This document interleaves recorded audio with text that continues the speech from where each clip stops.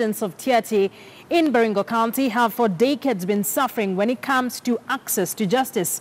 Some have been walking for over 100 kilometers to the nearest corridors of justice, that is the Kabarnet Law Courts, in search of justice. But there seems to have been found a temporary solution, at least for now, but not without challenges. The magistrate courts in Kabarnet have embarked on hosting some of its sittings under trees in Ng'inyang and Loruk in a bid to bring services closer to the people.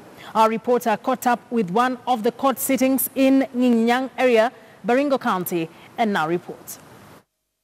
PM at Ng'inyang area in Tiaty constituency. The scorching sun, the high temperatures and the dust do not, however, hinder Kabarnet senior resident magistrate Nerolin Idagwa from visiting the area. She braces the harsh conditions to bring services closer to the people. Though their sittings are usually under this tree, today the police officers here have managed to erect a simple tent tied on trees, but the tent has to be supported. The sittings start quietly and run smoothly, just as it happens in the normal courts with good infrastructure. But the wind and dust regularly conspire, threatening to dust and sweep away court papers. These domestic animals here did not seem to have gotten the keep silent message that is always displayed on the corridors of justice, and they continue with their activities, oblivious of the happenings in their surroundings. The police usher in suspects with different cases. Some are handcuffed while others are out on bail or bond. A witness who, according to the court, defied court summons is among those in handcuffs. The cases are heard meticulously and patiently. A majority of the locals here do not understand Swahili or English, and thus a translator comes in handy.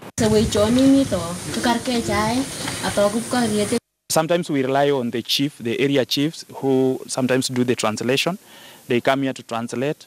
And you know, most of the time when there is issues of translation, some value is lost in between. This man had been accused of assaulting his wife, but after his wife withdrew the case, he was now guaranteed of his freedom. But with this court closer home, for the suspects and witnesses, their journey from their homes to this place has reduced tremendously. Ningemkucha saa moja, nikafika hapa saa 5. Nilipitia mkuu, kuna pikipiki nimetumia. Zamani hizi kesi yetu anapelekwa Kabarnet. Lakini siku hizi imeletwa hapa sisi Mesuguru sababu tumekaribia na sisi.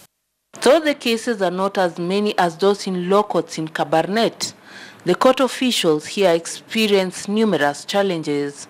Witnesses who arrive here come from very far. We cannot start court very early. We have to give them time to come. And as much as we have finished our cases, we might finish late and they take a lot of time to get to their homes. The terrain is unforgiving, as you can see. Though the fact that I'm wearing my tie even in this, it's just because that they say a gentleman is a gentleman, whether in south of Sahara or north of River Limpopo. However, that one does not mean that the weather is that good. You can see the sun is very hot. You can see where we are conducting the court from. It is in the open. And another challenge we have is the distance. We are doing almost 110 kilometers all the way from Kabarnet to this point.